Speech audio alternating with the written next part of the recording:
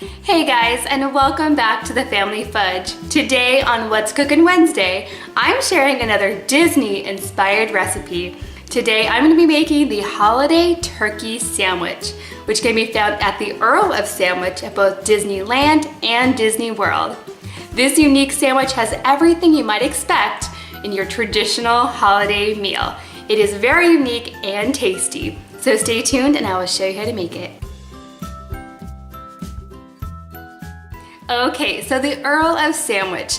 Now the one that I like to go to is located at Disneyland in California at Downtown Disney. But there's also one at Disney Springs at Disney World in Florida. And I'm pretty sure that there's even one in Las Vegas, although I've never been there, and a few other locations around the country. But it's your basic sandwich shop. They do like to toast their sandwiches, kind of like a Quiznos, if you know what I'm talking about, but they're quick and affordable and they have a huge variety. But every time I go there, I pretty much get the same thing, and it's this turkey sandwich because I pretty much can't find it anywhere else unless I make it myself. But that's what I'm gonna do for you today. I'm gonna show you how to make it. But before I get started, if you haven't already, make sure to hit that red subscribe button because I like to share new recipes all the time. Also, give this video a big thumbs up if you like Disney recipes. Now let's get started. Okay guys, so I'm gonna make my sandwiches as close to the real thing as possible, with just one change. I'm actually not gonna be using gravy today. When you order your sandwich from the Earl of Sandwich, they do put gravy on it as well, but I actually don't have any gravy today, and I don't think you really need it. It really just adds more salt overall. So I'm gonna skip the gravy, but if you wanna add gravy, go right ahead. But here's what you're going to need.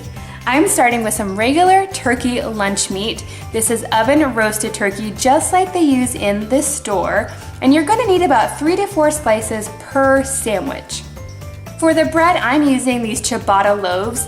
In the store, they do make a bigger sandwich, it's about this big, but for my little kids, a half is just fine.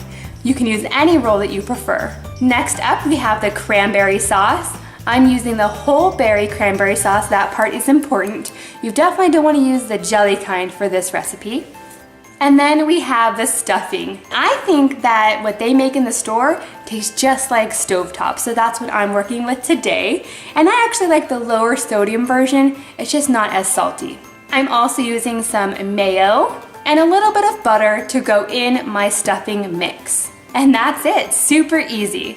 So I'm gonna go ahead and get started by preparing our stuffing. And I'm gonna go ahead and follow the directions on the side, but I am gonna add 2 extra tablespoons of water. You definitely want your stuffing to be on the softer side. You don't want it to be dry and crumbly, otherwise it'll fall off of your sandwich.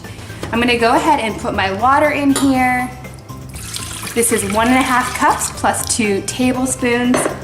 And then my butter, which is 4 tablespoons. And now I'm just going to wait for this to boil. When the water and the butter are boiling, I can go ahead and add my stuffing mix. Then I'm going to stir it up, cover it with a lid, and turn the heat off. Okay guys, now that our stuffing is ready to go, it's time to assemble our sandwiches. Now I went ahead and cut all of my bread already, and I've placed it on top of a cookie sheet because when I'm done building these, they're gonna go under the broiler. So here's what you're gonna do next. We're gonna take our mayonnaise, and I'm just gonna put a little dollop on each side. Not too much, you can use as much mayonnaise as you prefer. And then I'm just gonna spread that out.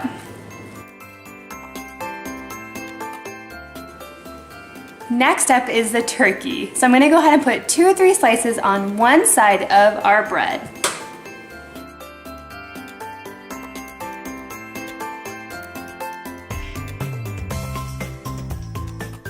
Now the other side of our bread is going to get a scoop of cranberry sauce. Now you don't want to overdo it on the cranberry sauce, otherwise it's just going to squeeze out everywhere. So maybe just a dollop is all you need.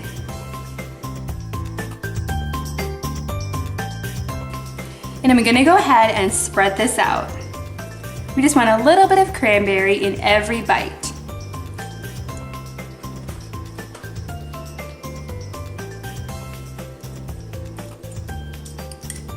Next up is the stuffing. Now in the store they actually use a tiny little cookie scoop to put their stuffing on, so that's what I'm going to do. So each sandwich is going to get 2 scoops of stuffing.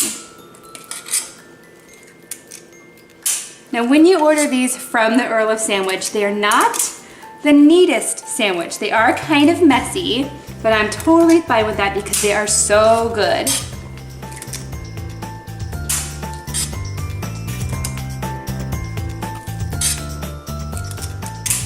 Just like that.